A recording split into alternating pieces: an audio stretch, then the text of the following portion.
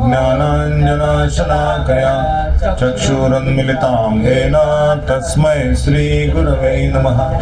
श्रीचैतन्यमनोभीष्टं स्थापितं येन भूतले स्वयं रूपा कदा मह्यं ददाति स्वपदान्तिकं। वन्देऽहं श्रीगुरो श्रीयुतापदकमलं श्रीगुरुन् वैष्णवांश श्रीरूपं साग्रजातं सहगण रघुनाथान्वितं तं सजीवं साद्वैतं सावधूतं परिजनसहितं कृष्णचैतन्यदेवं श्रीराधा कृष्णपदां सहगण ललिता श्रीविशाखान्वितं च। नमः ॐ विष्णुपदाय कृष्णप्रेष्ठाय भूतले श्रीमते भक्तिवेदान्त स्वामी इति नामिने। नमस्ते सारस्वती देवे गौरवाणी प्रचारिणे निर्विशेषा शून्यवादी पाश्चात्यदेशतारिणे। वाञ्छाकल्पतरुभ्यश्च कृपा सिन्धुभ्येव च पतितानां पावनेभ्यो वैष्णवेभ्यो नमो नमः। नमो महावदन्याय कृष्ण प्रेम प्रदायते कृष्णाय कृष्ण चैतन्य नामिने गौरत्विषे नमः। हे कृष्णा करुणा सिंधो दीनबंधु जगत्पते गोपेश गोपिका कांत राधा कांत नमोस्तुते। तप्त कांचन गौरांगी श्री राधे वृंदावनेश्वरी वृषभानुसुते देवी प्रणमामि हरिप्रिये। जय श्री कृष्ण चैतन्य प्रभु नित्यानंद श्री अद्वैत गदाधर श्रीवासादि गौरभक्तवृंद। हरे कृष्णा कृष्णा कृष्णा हरे हरे हरे राम राम राम हरे हरे।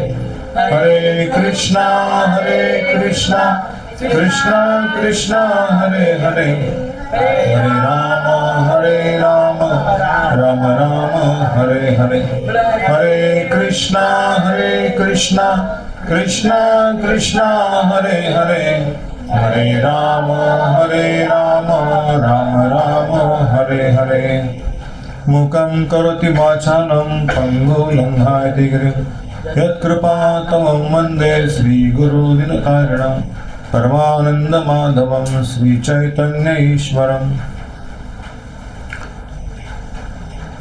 तो आज के स्पृशा के जन्मदिन के अवसर पर मनोज प्रभु और फैमिली ने जो भगवान कथा का कार्यक्रम रखा है और आप सब इतने उत्साह से आए हैं, तो वास्तव में जन्मदिन मनाने का यही एक तरीका है कि भगवान की सुंदर मनोलीला को सुनो, भगवान के गुणगान गाओ, उनका भजन करो, कीर्तन करो, तो उससे आशीर्वाद सारे फैमिली को मिल जाते हैं।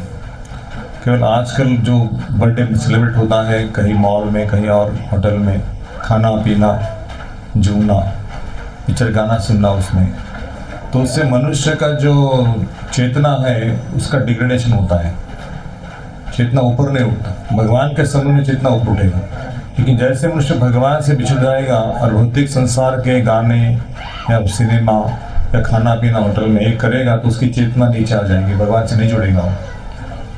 और इसलिए ऐसा मौका ढूंढना, चाहे सालगिरह हो, चाहे बर्थडे हो, चाहे और कुछ फंक्शन हो, उसमें यदि भगवान का कीर्तन कथा है तो उसको कहते हैं कि मंगलमय, सब भगवान मंगल है और ये उत्सव जो है मंगल हो जाता है। और इस तरह से हम भगवान के ही हैं, भगवान से जुड़ने के लिए संसार में आए हैं, लेकिन दुर्भाग्यवश हम अपने मनुष्य स्वभाव को भूल गए।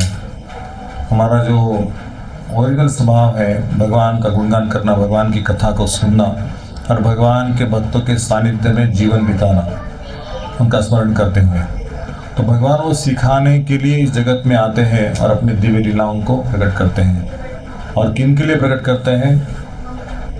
यदा यदा हि धर्मस्य ग्लानिर्भवति भारत अभ्युत्थानमधर्मस्तात्मनं सृजाम्यहम् परित्राणाय साधूनाम। ये साधु लोग जो है ना, केवल कपड़े वाले साधु लोग नहीं, साधु स्वभाव के, जिनके अंदर अच्छे गुण हैं, दैवी गुण हैं, उनके लिए भगवान आते हैं और उनको वो कथा का सुनने का मौका प्रदान करते हैं। नहीं तो सुनने के लिए बहुत सारे विषय हैं, टीवी पे हज़ारों चैनल हैं, न्यूज़पेपर है, मैगजीन्स है, उसमें कृष्ण की कथा नहीं है, कृष्ण के बारे में सुनने का अवसर नहीं मिलता। और ये जो अवसर मिला है कृष्ण को सुनने का, वो जन्मों जन्मों का पुण्य कर्म है। नागपत्नियाँ कहेंगी, उसके श्लोक में हम पढ़ेंगे। लेकिन ये कोई ऐसा नहीं कि कोई भी आके इस कथा को बैठ सकता है, उसको भी पुण्य चाहिए कथा में आके बैठने के लिए। सत्संग सभी को नहीं मिलता, कई बार उसको आने के बाद फ़ोन कॉल आता है, निकल जाता है ना। तो माया ऐसी है कि फिल्टर करके ही भगवान के चरणों में लाती है। और भारत में ऐसी अवस्था है कि बहुत सारे दुर्गा उत्सव है, गणेश उत्सव है, और क्या शिव जी का महाशिवरात्रि पर्व है। तो बहुत सारे उत्सव में लोग चले जाते हैं हज़ारों की संख्या में, लेकिन वहाँ जाके डांस, गाना, म्यूज़िक, खाना पीना, लेकिन उनका मति स्थिर नहीं होता, उनका बुद्धि शुद्ध नहीं होता, उनका मन भगवान के चरण में नहीं लगता। ऐसे लोग जो अन्य देवताओं के पुजारी हैं, पूजक हैं, वो जब कृष्ण कथा सुनने आते हैं तो निकल जाते हैं, रुकते नहीं। इसके भागवत में कहा गया है कि जप, तप और बाकी ध्यान, इससे यदि हम भगवान के चरणों में मन नहीं लगा सकते तो उस जीवन का क्या लाभ है। तो ऐसे एक मृत शरीर के ऊपर श्रृंगार किया है, वस्त्र आभूषण सजा है, लेकिन उस शरीर से आत्मा निकल गया है, उस शरीर को सजा के क्या लाभ है। भगवत भक्ति विहीनस्य जाति शास्त्र जप तप और प्राणस्य देहस्य मंडलम लोकरंजनम। कि जहाँ पे भगवत भक्ति नहीं है वहाँ पे कितना पूजा अर्चा करो, जितना जप तप करो, लेकिन भगवान की भक्ति को समझे नहीं है, भक्ति क्या है उसको समझे नहीं है, तो ऐसे पूजा तप लाभ का क्या फ़ायदा। ये भागवत कह रहे, मैं नहीं कह रहा हूँ। इसलिए मृत शरीर के समान इसको आभूषणों से, वस्त्रों से सजाया गया है। तो जीवन का उद्देश्य जो है, जो हम पूजा करते हैं या कुछ सुनते हैं, आरती करते हैं, उसका सारा उद्देश्य है कि हम भगवान से जुड़े हैं क्या। दिन भर हमारी चेतना भगवान के आनंद के लिए है क्या। हम आनंद देने के लिए कोशिश करते हैं, भगवान को आनंद देने के लिए कोशिश करते हैं। यदि हम भगवान को आनंद देने के लिए कोशिश करते हैं हर कर्तव्य से, तो हम कृष्ण भावना भावित हैं।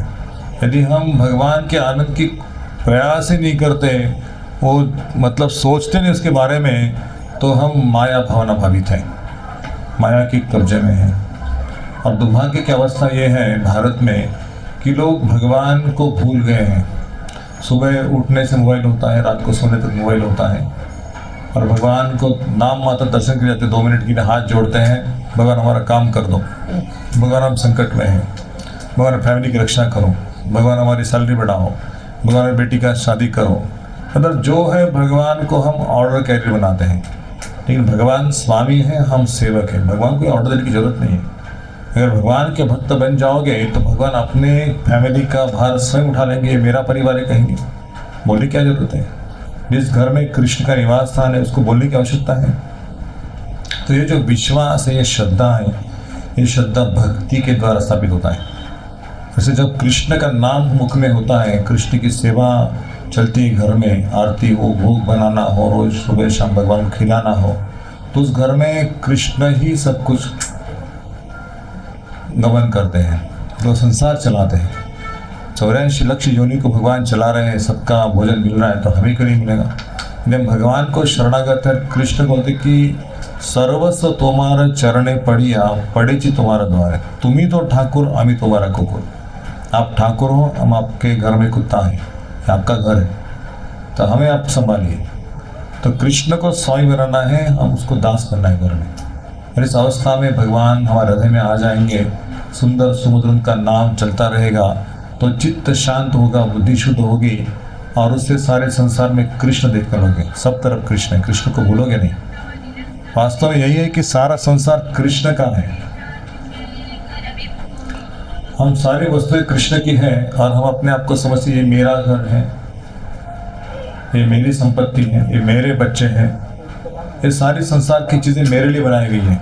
चाहे दूध हो, दही हो, घी हो, माखन हो, जो भी खाने पीने की सब्जियाँ, जो भी लाते हैं, फल फूल, ये सब हम सजाते हैं उससे हमारे शरीर के स्वास्थ्य के लिए। लेकिन यदि भगवान को सजाएंगे, ठाकुर जी के विग्रहों की सेवा करेंगे, तो हमें जो श्रृंगार करने की इच्छा है वो बंद हो जाएगी। ठाकुर जी का श्रृंगार देखते देखते घायल हो जाएंगे। क्या सुंदर है राधा रानी, क्या सुंदर है कन्हैया हमारे, क्या आज का दर्शन करके एकदम खुश हो गया हमारे, और कुछ देखने की इच्छा नहीं लगता है। ऐसा जब भाव विकसित होगा तो कृष्ण आपके हृदय में प्रकट हो गए, ऐसे समझना कि और कुछ देखने की इच्छा नहीं, कृष्ण को देखते रहना है, कृष्ण का नाम लेते रहना है, कृष्ण कथा सुनते रहना है। तो इस तरह से जो नाग पत्नियां हैं इस श्लोक में कह रही है, मेरे पीछे बोल सकते हैं क्या?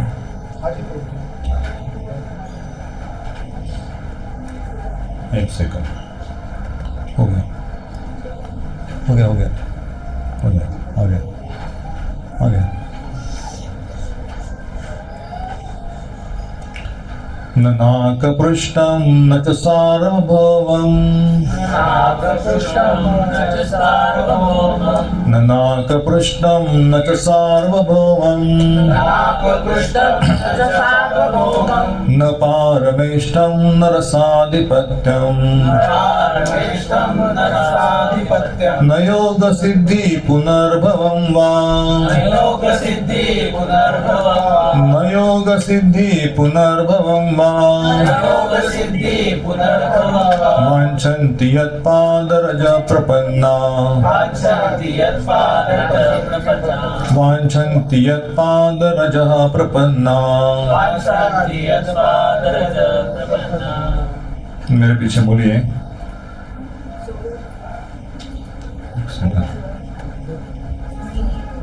जिन्होंने आपके चरण कमल की धूल प्राप्त कर ली है, बोलो,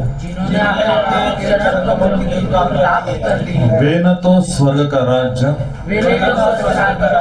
न असीम वर्चस्व, न ब्रह्मा का पद, न ही पृथ्वी का साम्राज्य चाहते हैं। उन्हें योग की सिद्धियों अथवा मोक्ष तक कोई रुचि नहीं रहती।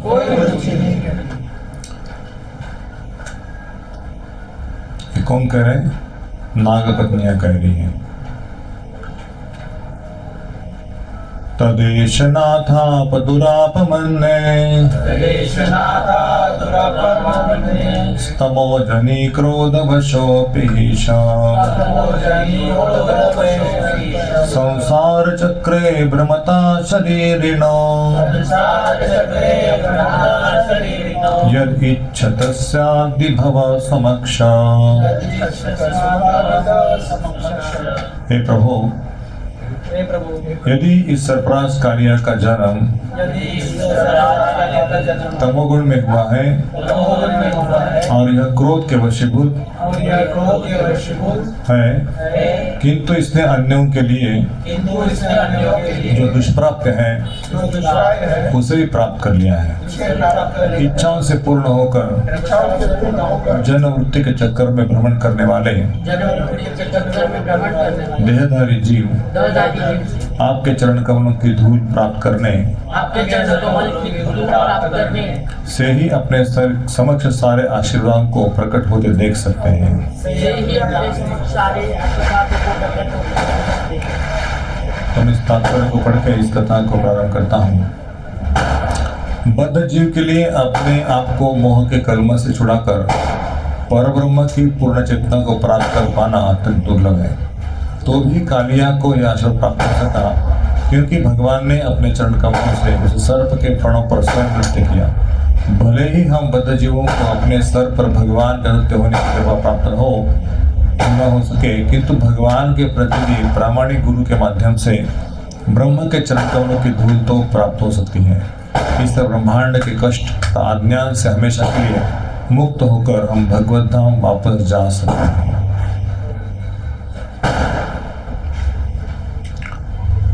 तो वृंदावन में यमुना के जल में कालिया नामक एक विषारी सांप निवास करता था, और आजकल के सांप जैसा सांप नहीं था। तो उसके हजारों फंड थे, शरीर इतना लंबा था और उसकी जो सांसें हैं वो सांसें फुदकारों से ऊपर के जो पशु पंछी या गैया हैं जो भी वहाँ से गुजरते थे तो वो हवा से नीचे गिर के यमुना के डोहों में मर जाते थे उसके मतलब विष के प्रभाव से। इतना भयंकर विशाली सर था। तो आचार्य कहते हैं कि इस कालिया ने उस यमुना को अपना राज्य समझ कर रखा था कि इस यमुना के बीच कोई नहीं आ सकता, मैं इसका नियंत्रक हूँ। तो जो मछलियाँ जो भी छोटे छोटे पशु पंछी थे उसको निगल लेता था। गैया वहाँ आती तो गैया डर के चली जाती थी, कई गैया मर जाती थी उसके इस प्रभाव से। तो सारे लोगों ने शिकायत की। एक बार पक्षीराज गरुड़ वहाँ पे आए थे सौभाग्य मुनि के कारण। देखा तो कालिया का जो प्रभाव था बहुत शक्तिशाली था। तो गरुड़ जी भी वहाँ से चले गए और भगवान को खबर आ गई कि कालिया ने सभी ग्वाल बालों, सभी गैया, सभी पशु पंछी वृंदावन में एकदम ऐसा उधर निर्माण किया है कि डर के मारे सब वहाँ से स्थान को छोड़कर जाने लगे हैं। तो भगवान उनके ग्वाल बाल यमुना के तट पर आ गए और इस कालिया का रूप देखा। इतना भयंकर था, इतना विषारी था, उसकी सांस लेने के लिए भी डर रहे थे सब गोप गोपियाँ। लेकिन भगवान जो यमुना का डो है, आजकल का जो कालिया दह कहते हैं उसको, वहाँ से कदम वृक्ष का एक पेड़ है, वहाँ से भगवान ने जंप लिया यमुना में और सीधा गए कालिया के पास। और कालिया के फणों के ऊपर भगवान खड़े हो गए। कालिया को पता नहीं चला कि ये कौन सा व्यक्ति मेरे शरीर के ऊपर आया है। ये छोटा नन्हा सा बालक है, उसके छोटे छोटे पैर हैं और ये मुझे क्या कर सकता है। जानता नहीं कि ये मेरा राज्य है, ये मेरी सीमा है, इसके अंदर मेरा चले, कोई भी यहाँ नहीं आ सकता। और कालिया के ऊपर भगवान ने नृत्य करना आरंभ कर दिया। सारे देवता, सारे गंधर्व, सारे लोग देखने लगे कि भगवान श्री कृष्ण कालिया के साथ कैसे युद्ध कर सकते हैं। सब डर गए। खबर पहुंच गई यशोदा नंद महाराज को, सारे गोप गोपियों को। वहाँ के देखने लगे तो कृष्ण कालिया के चंगुल में, मतलब उनके हुड्स में फंस गया था। भगवान ऐसे ड्रामा करते हैं। लेकिन जब ये देखा दृश्य को तो यशोदा को होश उड़ गया। नंद महाराज भी मूर्छित हो गए और सारे गोप गोपियाँ सब चिंता के मारे नारायण को प्रार्थना करने की, भगवान हमारे बेटे को बचाओ, कन्हैया को बचाओ, क्या हो गया इसको, हर दिन संकट आता है कुछ ना कुछ। तो सारे व्याकुल हो गए। और कुछ पश्चात भगवान ने अपना शक्ति से उस कालिया के फणों से छूट के फिर से ऊपर आ गए और फिर से ऊपर आके कालिया के जो फण थे उसके ऊपर नृत्य करने लगे। यहाँ पे देवता लोग, गंधर्व लोग अपना वाद्य बजा रहे हैं और भगवान नृत्य कर रहे हैं। कालिया को समझ में आया कि ये जो पैर है ये वास्तव में छोटे पैर नहीं है, ये वज्र का आघात है। इतने जोर जोर से भगवान नाच रहे, पैर तो छोटे लेकिन ऐसा लग रहा था कि कोई पहाड़ का वजन उनके सिर पे आ गया। और कालिया का नाक में दम आ गया कि उसकी सारी शक्ति उसने लगा दी। ये फणों से प्रहार करता, वो फणों से प्रहार करता, लेकिन भगवान ये फण आ गया तो उसके ऊपर पैर रखते, ये फण आ गया तो उसके ऊपर प्रहार करते। कि भगवान उसके फणों को इतना निचोड़ रहे थे, इसको तकलीफ हो रहा था कि कौन सा फण उठाओ, अभी सारा मेरा प्रयास विफल हो रहा है। लेकिन भगवान थके नहीं है, भगवान जोर से नृत्य करे, आनंद में है। एक बालक जो उसका उम्र 7 साल का 8 साल का है, तो वो कैसे इस कालिया के मुकाबले हो सकता है। सारे जो उनके मित्र थे सारे देखने की, कालिया छोड़ दो, कन्हैया आ जाओ वापिस, उसके पीछे मत लगो, उसको छोड़ दो। भगवान बोले ग्वाल बालों को, अरे मित्रों आप चिंता मत करना, इस कालिया का जब तक विनाश नहीं होगा तब तक मैं नृत्य करता रहूँगा। जैसे भगवान ने गिरिराज को धारण किया था और इंद्र के मान को हरण किया था, तब तक भगवान ने गोवर्धन उठा के रखा था। कि भगवान ऐसा नहीं कि 7 दिन हो गए, 7 रात हो गए, अभी थक गया, अभी गोवर्धन को छोड़ देता हूँ, इससे नहीं। 7 साल की उम्र में भगवान गोवर्धन 7 दिन के 7 रात तक उठा के रखे हैं। और इस तरह भगवान कई घंटों तक नृत्य किया। कुछ समय के बाद गोप गोपियाँ जागने लगी। उन्होंने देखा कि कालिया के फणों के ऊपर भगवान डांस कर रहे हैं, बड़े मजे में, आनंद में है। और उनके होश में होश आ गया। उन्होंने सोचा कि भगवान कुछ नहीं हो सकता, मतलब कन्हैया कुछ नहीं हो सकता। किसी का बेटा मानो ऐसे संकट में है तो क्या वो मतलब उसका मन, उसका स्वास्थ्य, उसके हृदय की धड़कनें कैसे होगी, कितनी चिंता होगी। लेकिन कुछ समय के बाद गोपियाँ शांत हो गई। सब लोग सुनने लगे कि अरे कन्हैया के अंदर क्या शक्ति पता नहीं, कन्हैया बिल्कुल किसी को डरता नहीं। कितने असुरों ने उनको हमला किया आज तक, लेकिन कोई असुर भगवान के सामने टीका नहीं है, कन्हैया के सामने टीका नहीं है। तो वो गाने लगे, चिल्लाने लगे, कृष्ण कन्हैया की जय हो, कृष्ण कन्हैया की जय हो, कन्हैया की जय हो। और कुछ समय के पश्चात कालिया थक गया और भगवान ने बोला कि तुमने मेरे भक्तों को और इस सारे वृंदावन के निवासियों को बहुत तकलीफ दी है। तू सोचता है कि इस यमुना का जो डो है वो मेरा है, यहाँ पे कोई नहीं आना चाहिए। यहाँ तक कि गरुड़ जी सांप डरना चाहिए ना, लेकिन गरुड़ जी वहाँ से भाग जाते थे। तो बोलते हैं कि सांप का जन्म उस व्यक्ति को मिलता है जो भगवान और भगवान के भक्तों के प्रति ईर्ष्या करता है, द्वेष करता है। भगवान से भी द्वेष है और भक्तों से भी द्वेष है। तो इस कारण कालिया को ये सर्प की योनि प्राप्त हो गई थी। तो जितने सारे असुर हैं वृंदावन में, उस असुरों को भगवान ने या तो बलराम जी ने मारा है। वो क्या सिखा रहे हैं हमसे लीला से कि भगवान उस कालिया के सर के ऊपर डांस करते हैं तो उसका विष या उसका खून इस यमुना के अंदर फैल गया और मूर्छित हो गया। तो ये विष जो है ये सबके हृदय में है, ईर्ष्या रूपी विष। और जब भगवान श्री कृष्ण का नाम हमारे मुख में आएगा तो हमारे हृदय से, हमारे मन से ये विष प्रकट होगा, ईर्ष्या का विष, द्वेष का विष। और पता नहीं हम इतना अच्छे थे, हमारे मन में ऐसे विचार क्यों आ रहे, क्रोध क्यों आ रहा है, किसी के प्रति ईर्ष्या क्यों आ रही है, ऐसा विचार मन में आएगा। लेकिन वास्तव में जिस प्रकार से देवता और असुरों का संग्राम हो गया समुद्र मंथन लीला में, और वो चर्निंग जो चल रहा था वासुकी सर्प के द्वारा, तो उससे पहले क्या निकला बाहर, विष बाहर निकला, है ना, बहुत भयंकर विष था। और इस विष को धारण करने के लिए कौन आ गए, हाँ, शिव जी आ गए ना, नीलकंठ उसका नाम हो गया। तो इस विष को केवल भगवान शिव ही धारण कर सकते हैं।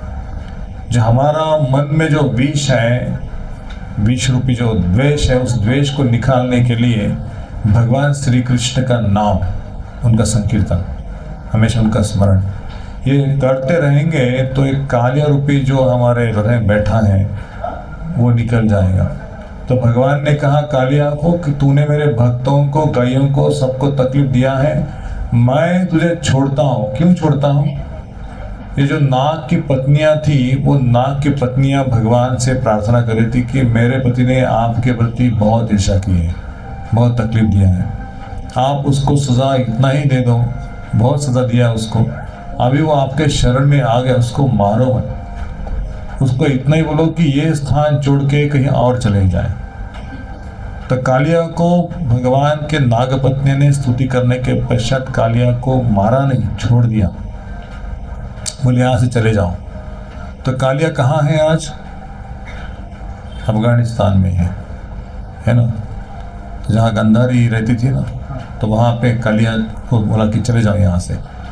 तो आचार्य लोग कहते हैं कि ये जो नाग पत्नियां हैं इतनी सौभाग्यशाली है। वो कहते हैं कि पता नहीं ये जो कालिया ने कौन से पुण्य कर्म किए हैं कि आपके चरण कमल साक्षात उनके सर के ऊपर धारण किए। लक्ष्मी जी को वो भाग्य प्रकट नहीं होता, लेकिन मेरे पति को सौभाग्य प्राप्त हुआ। लेकिन भगवान ने नागपत्नियों की भक्ति के कारण कालियों का विनाश नहीं किया, कालियों को मुक्ति दिला दी। लेकिन प्रभुपाद बोलते हैं कि नागपत्नियों की भक्ति क्या थी, क्या तपस्या थी, क्या उनका भगवान के प्रति आदर था, तो उसके कारण भगवान उनके ऊपर संतुष्ट हो गए। नागपत्नियां हाथ जोड़ के भगवान से प्रार्थना करें, बहुत सुंदर सुंदर प्रार्थना है। तो वो कहती है कि भगवान नमस्तुभ्यं भगवते पुरुषाय महात्मने भूतवासाय भूताय पराय परमात्मने। हे भगवान, मैं आपको नमस्कार करती हूँ, यद्यपि आप सभी भक्तों के हृदय में या सभी जीवों के रूप में परमात्मा के रूप में स्थित हैं, आप फिर भी सर्वव्यापक हैं, सब सृष्टि में हैं। यद्यपि आप सभी उत्पन्न भौतिक तत्वों के आश्रय हैं, किंतु आप उनके सृजन के पूर्व विद्यमान है। सृष्टि के पहले भगवान विद्यमान थे। ऐसा नहीं कि सृष्टि के बाद भगवान का जन्म हो गया, ऐसा नहीं है। यद्यपि आप हर वस्तु के कारण हैं, किंतु परमात्मा होने से आप भौतिक कार्य कारण से परे हैं। 2 चार प्रार्थना को हम सुनेंगे। हे परम सत्य, हम आपको नमस्कार करती हैं। आप समस्त दिव्य चेतना शक्ति के आगार हैं और अनंत शक्तियों के स्वामी हैं। यद्यपि आप भौतिक गुणों एवं विकारों से पूर्णतया मुक्त हैं, किंतु आप भौतिक प्रकृति के आदि संचालक हैं। तो बाकी सब देवता जो लोग हैं जगत में कार्य करते हैं, वो भगवान की अध्यक्षता में कार्य करते हैं। मय्या अध्यक्षण प्रकृति सूयते सचाराचरम हेतु नाने कौंतेया प्रकृति हेतवे। तो भगवान की अध्यक्षता में ये प्रकृति कार्य करे, देवता लोगों को काम दिया है। भगवान इसको एडमिनिस्ट्रेटिव रूप में काम नहीं करते। भगवान आते हैं आनंद लेने के लिए। भगवान को क्या काम करने की जरूरत है? जैसे मोदी जी है, मोदी काम करने, मोदी के नीचे जो सरकार है, अलग अलग मिनिस्टर्स है, उनको काम पे लगा देते हैं, अलग अलग डिपार्टमेंट से। भगवान को वैसे काम करने की जरूरत नहीं। अलग अलग डिपार्टमेंट के लोग हैं, इंद्र, चंद्र, सूर्य, वरुण देव, लक्ष्मी, गणेश, शिव जी, ये सबको काम दे दिया। सूर्य देव अपना काम करते हैं रोज। वैसे भगवान आते जगत में तो लीला करने के लिए। ऊपर से दिखता है कि भगवान काले के ऊपर डांस कर रहे हैं, या गोवर्धन पर्वत के समय या ब्रह्मविमान लीला में भगवान की गैयें जब चुराई गई, या ग्वाल बाल जब ब्रह्मा जी ने उनको छुपा के रखा, तो भगवान उसको ढूंढ रहे हैं, व्याकुल हो गए हृदय में, कहाँ गई मेरी गैया, रो रहे हैं। लेकिन भगवान को भी भावना है। यदि वो लीला में भावना नहीं होती तो वो लीला ड्राई हो जाएगी, ठीक है नहीं, ड्राइनेस आएगा उसे। लेकिन भगवान रोते हैं, भगवान हंसते हैं, भगवान गाते हैं, भगवान खाते हैं, भगवान सोते हैं। भगवान को भावना है ना हमारे से। यदि इस भावना का हम भगवान को आदर करें, भावना से प्रेम करें, तो भगवान हमारे बन जाएंगे। लेकिन भगवान क्या आवश्यकता है भूख लगाने की? भगवान को शक्कर पूर्णा रख दो, सिंगल रख दो, कोई आवश्यकता? हाँ, पर प्लेट में 50 आइटम खाएंगे, तो ये अनादर है भगवान का। भगवान को भी अच्छे से अच्छे खिलाना चाहिए। भगवान स्वामी है और सेवक को दाल रोटी खाना चाहिए। ये यदि भावना है तो हम कृष्ण भावना, कृष्ण को समझ जाएंगे, कृष्ण के हृदय को समझ जाएंगे। हम इस जगत में जब तक भोक्ता के भाव में है, तब कृष्ण की लीला में आनंद नहीं आएगा सुनने में। हमें भाव को निकालना चाहिए, कृष्ण स्वामी है और उनके सेवक है। और जब कृष्ण की लीलाओं कान के द्वारा प्रवेश करती हृदय में, तो सारा जो अमंगल है वो निकल जाता है। श्रोताम सुगताम कृष्ण पुण्य श्रवण कीर्तन अदंतस्तु भद्राणी विधुनोति सुरसुताम। तो भगवान कथा की हृदय का अभद्र जो है वो निकालने वाली है।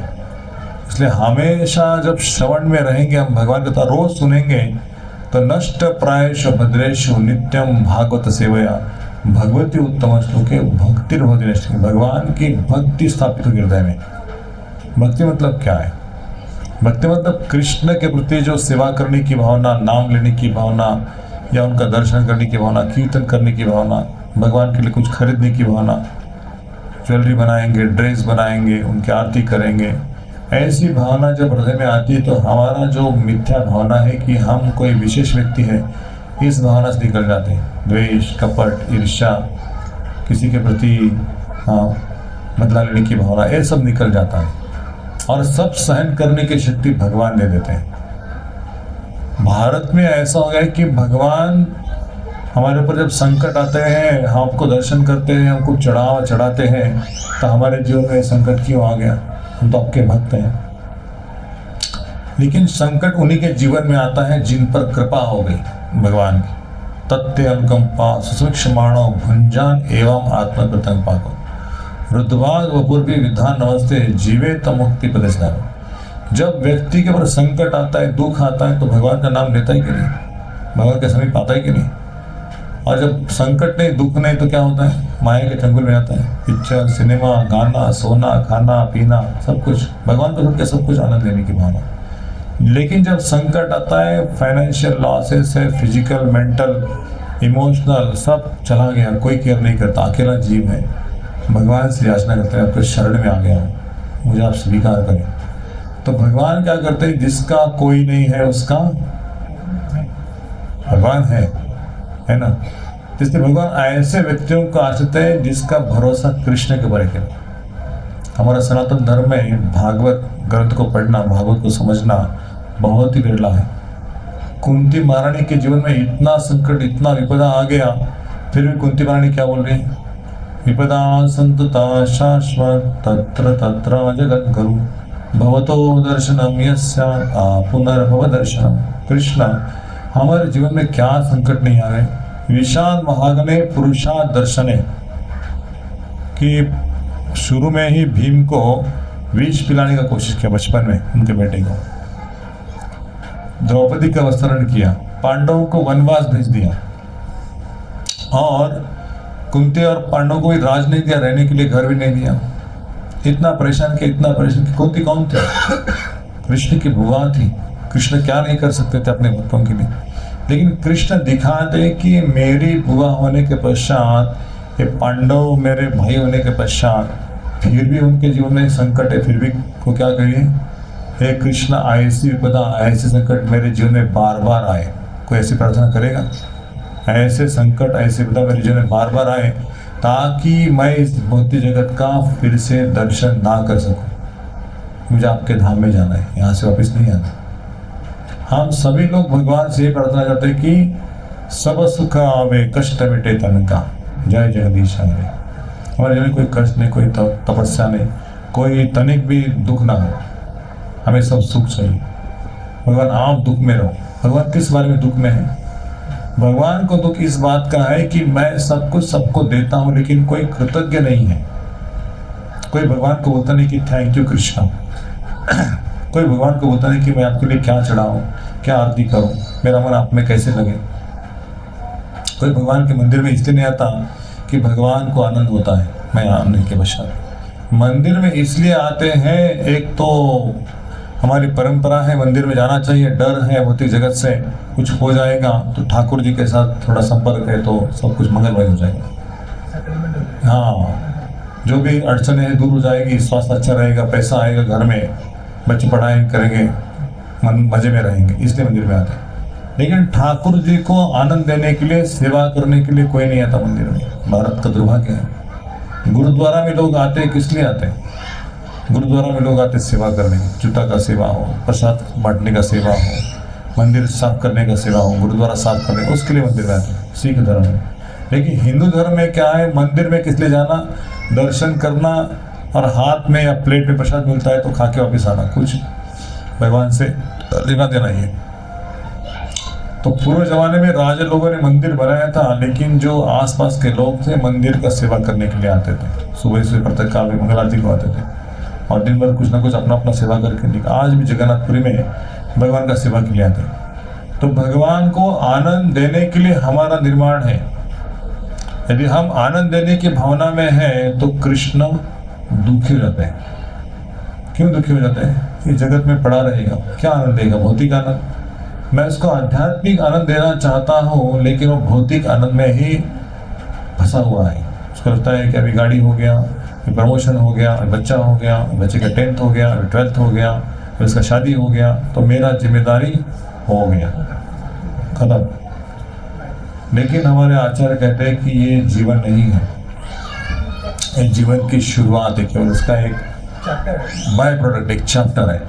वास्तव में जीवन का जो जीवनी लिखना है, वो लिखना है भक्ति से। जीवन भर कितना तप किया, कितना कथा सुना, कितना मन भगवान में लगाया, भौतिक आसक्ति से धीरे धीरे धीरे हम मोह से कैसे मुक्त हो गए। मोह का मतलब है आसक्ति। बच्चे का मोह है, पैसे का मोह है, घर का मोह है, पिताजी का मोह है, पिताजी को बच्चे का मोह है। संसार के सारे लोग मोह माया के चक्कर में हैं। जो नहीं है वो लगता है कि हमारा है, लेकिन जो है भगवान हमारा, वो लगता है कि भगवान हमारा है।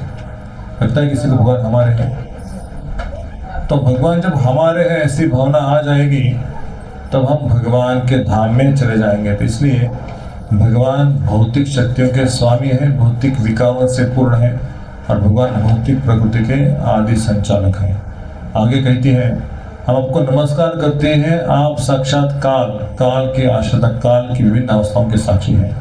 आप ब्रह्मांड है, इसके प्रत्यक्ष दृष्टा भी है, आप इसके सृष्टा हैं और ये समस्त कारणों के कारण है। जब हम ये समझेंगे भगवान समस्त कारणों के कारण है, भगवान काल है, भगवान समय। चलो, तो इसलिए काल जब आक्रमण करता है ना, मतलब किसी के ऊपर काल ने आक्रमण कर लिया, उसको मतलब हॉस्पिटलाइज हो जाता है या हाथ फ्रैक्चर हो जाता है, कोई भयंकर बीमारी आ जाती है, पैरालिसिस हो जाता है, मतलब काल का आक्रमण हो गया।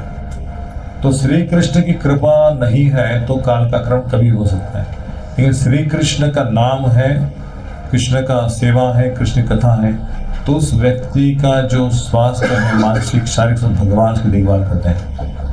राके कृष्ण मारे कौन, मारे कृष्णा के कौन। उसका मृत्यु भी आ गया है, लेकिन कृष्ण चाहे कि नहीं नहीं, ये एक दो बार मंदिर में आया था, हरि नाम लिया है, भक्तों का सेवा किया, उसको मैं उठाता हूँ, फिर से एक बार चांस देता हूँ। तो उस व्यक्ति को मृत्यु के शैया से वापस लाते हैं और जो व्यक्ति भगवान को धन्यवाद है कि भगवान मुझे आपने बचाया, मैं आपकी सेवा कैसे करूँ, तब जाके हरि का नाम लेके भगवान को पूरी तरह शरण करते कि बाप रे बाप, मुझे तो यमदूत लेके जाने वाले थे। कई बार ऐसी घटनाएं प्राप्त हो गई कि कई लोगों ने यमराज को देखा है, यमदूतों को देखा है, वो लेने के लिए आ गए हैं, अपने पाप का सारा देखा जो का उन्होंने, यमदूत ने बताया कि आपने ये पाप किया, ये पाप किया, चलो अभी आपका समय हो गया। लेकिन कोई एक साधु से उनका मुलाकात हो गया था और एक पुण्य कर्म उनका था कि मंदिर में जाके कथा सुनी थी और दर्शन किया था ठाकुर जी का, और साधु से माला ली थी, लेकिन माला जप नहीं की थी। वो भी उनको पिक्चर दिखाया कि आपने एक कर्म अच्छा किया है, यदि आप इस कर्म को आगे बढ़ाएंगे तो हमको छोड़ देंगे। वो व्यक्ति छूट गया, लेकिन जब वो हॉस्पिटल में था तो इतने सारे कष्ट, इतने सारे दुख उसको, क्योंकि उसने कितने तो मुर्गियों को मारा था, मांस खाता था, नशापान करता था, किसी को चोरी चपाटी से धन कमाया था, तो इतना शरीर को बिजली से झटका लगा था, आग जैसे उनका शरीर तड़प तड़प के मर रहा था। डॉक्टर लोग उसको ऐसे ड्रेसिंग करते हैं और छाल को निकाल के जैसे ड्रेसिंग कर रहे थे। तो ऐसा क्यों मेरे जीवन में हो गया? तो यमदूतों ने बोला कि आपने ना इसी जन्म में बच्चे थे तो मुर्गियों को आग में डाल के उनके शरीर को जलाया, आपको भी ऐसा पनिशमेंट। तो इस जीवन में ही कष्ट है और अगले जीवन में मृत्यु के पश्चात भी यमदूत लेके जाते हैं तो वो कष्ट देते ही देते हैं। यदि किसी ने साधु का संग किया है, थोड़ी कथा सुनी है और उसको अपने जीवन में आपने कोशिश किया, भौतिकता से मुक्त होने का प्रयास किया है, भोक्ता बनने का प्रयास से मुक्त हो गए हैं, तो भगवान उसको छोड़ देंगे।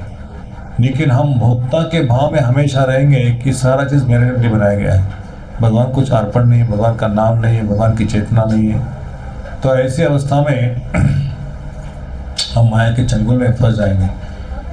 इसलिए इस लीलाओं को तो मैं पूरा नहीं कर सकता, लेकिन बहुत सुंदर प्रार्थना है, आप कभी समय मिले तो पढ़िए। भाव यही है कि जिन भावों से भगवान प्रसन्न होते हैं, नागपत्नी की प्रार्थना, कुंती महारानी की प्रार्थना, प्रहलाद महाराज की प्रार्थना, उस प्रार्थनाओं से हमें सीखना चाहिए कि भगवान हमारे जीवन के सर्वोच्च लक्ष्य है, भगवान को प्राप्त करना है, भगवान की स्तुति करना है। और जब हम किसी की स्तुति करते तो व्यक्ति सामने प्रसन्न हो जाता है, कुछ मांगने की आवश्यकता नहीं। तो एक व्यक्ति एक धनी व्यापारी के पास गया, बोला कि महाराज की जय हो, महाराज की जय हो। तो उसने कहा कि क्या हो गया इस व्यक्ति को, तो ऐसी स्तुति करते रहा। तो उस धनी व्यापारी ने बोला कि हाँ क्या चाहिए, बोला कि उसको 100 सोने के सिक्के दे दो। फिर उसने और थोड़ा स्तुति करना चालू कर दिया, बोले कि उसको थोड़ा सा कपड़ा दे दो, ज्वेलरी दे दो, और थोड़ा स्तुति चालू कर दिया। तो कई बार उसने इतनी स्तुति की, तो स्तुति होने के पश्चात तो व्यक्ति बोलता है कि महाराज कि आपने ये सब बोला, 100 सोने की मुद्रा, अलंकार, वस्त्र और ये जो भी चीज़ें आपने मांगे, लेकिन अभी तक चीज़ आई नहीं। बोला कि आपने भी जैसी स्तुति की ना ड्राई स्तुति, वैसे मैंने भी ड्राई स्तुति किया हो, इसको सोने की मोहरा दे दो, इसको कॉट दे दो, इसको बिछाना दे दो, इसको घर बनाओ, इसका अलंकार दे दो, इसको वस्त्र दे दो। लेकिन अभी तक कुछ नहीं, हम लोग ऐसे ही है। हमारी भक्ति जब तक अंदर नहीं पहुंचती, ऊपर से ऊपर हम दर्शन करते हैं, ऊपर से हम भगवान को थैंक यू बोलते हैं, लेकिन हृदय के भीतर की भावनाओं को जब चेंज नहीं करते हैं, तब कृष्ण भी ऊपर ऊपर से होते हैं कि इसको ये दे दो, उसको वो दे दो, इसका, लेकिन कुछ आता ही नहीं, सुख आता नहीं। इस कहानी से बोलते कि हमें वास्तव में भगवान की भक्ति करनी चाहिए, भगवान का शरण लेना चाहिए।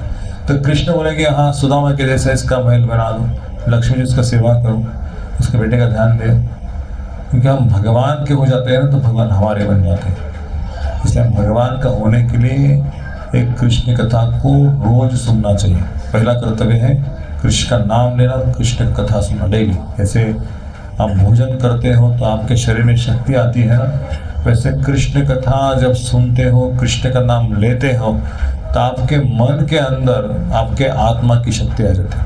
आत्मा भगवान से जुड़ता है ना, तो भौतिक शक्ति का प्रभाव कम हो जाता है और आध्यात्मिक शक्ति का प्रभाव आ जाता है। कोई चिंता नहीं, कोई डर नहीं, कोई दुनिया का भय नहीं है, भगवान जुड़े हैं तो। लेकिन भौतिक प्रकृति हमेशा भगवान से दूर होकर हमें अपनी तरफ खींचती है। तो गुरु क्या करते हैं, जैसे मछली होती है ना, मछली समुद्र की लहरों से बाहर आती है तट के ऊपर, लेकिन कोई एक सज्जन व्यक्ति है तो उस मछली को उठा के अंदर फेंक देता है, फिर से वो लहर आती है, फिर उसको बाहर फेंक देती है, फिर से उसको उठाते हैं अंदर। तो गुरु का कर्तव्य है कि सारे जो भगवान के चरणों से बिछुड़ के माया के चंगुल में जा रहे, उसको उठा के भगवान के चरण में लगा दो, उस सेवा करें भगवान के चरणों में। बार बार बोलते सब लोग यही काम है। और इसीलिए माया के चंगुल से निकलने के लिए भगवान अपने भक्तों को भेजते हैं, जब वो उसका आश्रय लेते हैं। और कृष्ण बोलते कि धन्यवाद कृष्ण, किसी को अपने भेज दे हमारे लिए, हम बहुत आपके कृतज्ञ हैं। तो उनकी शरण में आके जब सेवा करते हैं तो सारे संकट, सारा भौतिक जगत का कष्ट, दुख सब निकल जाता है, कृष्ण उसके कंट्रोल बन जाते हैं। तो यही है कृष्ण का चमत्कार। जब हम कृष्ण के बन जाएंगे तो सारी अनुभूतियाँ आ जाएगी। कृष्ण के बनने के लिए हमेशा प्रार्थना करें, रोज सुबह उठे, कृष्ण आपको प्रसन्न करने क्या क्या करना चाहिए, कैसे करना चाहिए, हमें बताइए। हम किसी के शेल्टर लेके भक्ति का अभ्यास करें, और जब शेल्टर लेंगे तो कृष्ण की कृपा उस व्यक्ति के द्वारा आती है। हाँ प्रभु जी आ जाओ, आज कथा है, आ जाओ, आज सेवा है, जन्माष्टमी है, बहुत सारी सेवा, आ जाओ। तो उनको बुलाते हैं, मंदिर में सेवाएं लेते, ठाकुर जी का ध्यान रखते कि मेरा भक्त आ गया। बाकी लोग तो आते जाते, लेकिन बोलते भगवान मेरा भक्त नहीं बोलते। जब कोई व्यक्ति सेवा के लिए आता है ना मंदिर में, तो बोलते मेरा भक्त आ गया। आके फाड़ फाड़ के राधा रानी कृष्ण देखते हैं। तो जब आप दर्शन करोगे तो आपको दर्शन का इतना आनंद आएगा, तो और सेवा करने की भावना आ जाएगी। ये कृष्ण का आदान प्रदान है। इसलिए भक्तों के सानिध्य में रह के इसका लाभ लेना चाहिए। इस्कॉन के मंदिर इसलिए खुले कि भगवान से जो हमारा रिश्ता है, संबंध है, उसको जोड़ो और भगवान की हमेशा सेवा करो, कोई थकान नहीं आएगी। जन्माष्टमी के दिन हमारे प्रभु जी निर्जल व्रत थे 12 बजे तक रात को, दूसरे दिन फिर से 12 बजे तक फास्टिंग था। लेकिन सारे लोग सेवा कर रहे, किसी को नहीं कि अभी जाके सुनो, ऑफिस में उतना ही सेवा करो निर्जल व्रत रख के। कोई कर सकता है निर्जल व्रत रख के ऑफिस में सेवा? कोई नहीं कर सके। अरे वो नाश्ता आ गया, अरे वो पानी चाहिए, अरे वो प्रसाद भूल गया। जैसे घंटे बजेगी तो ध्यान आएगा, है ना। उधर तो पैसा मिलता, पैसा मिलता नहीं मंदिर में, फिर भी निर्जला होकर व्रत करते हैं और सेवा करते हैं। लेकिन इधर पैसा मिलता है तो निर्जल व्रत कर थोड़ा, कोई नहीं करता निर्जल व्रत। काम भी बोझ लगता है। हाँ, ये भौतिक बोझ है, माया का बोझ है। संसार में फंस जाओगे तो स्ट्रेस आएगा, और जब भगवान का सेवा करोगे तो सारा स्ट्रेस निकल जाएगा। मछली पानी के अंदर कितना खुश है, मछली पानी से बाहर निकालो तड़पती है। वैसे भगवान से हम जुड़े हैं तो खुश हैं, भगवान से बिछुड़ गए तड़पना चालू। तो इसको विराम देते कथा को और थोड़ा हरिनाम संकीर्तन करते हैं। आप लोग संकीर्तन में जुड़ जाइए। बहुत बहुत धन्यवाद कि आप सब लोगों ने भगवान का इस कथा को सुनने का अवसर प्राप्त किया। हमारी प्रार्थना पूछा कि उसका बर्थडे भी है ना, तो हम कीर्तन करेंगे यहाँ पे। उसके हाथों का उससे आरती करनी है, प्लेट लगा के एक सॉन्ग गाएंगे, बर्थडे सॉन्ग। भगवान की आरती होगी ना, हाँ। जानवर को आरती करेंगे और मैं कीर्तन करता हूँ।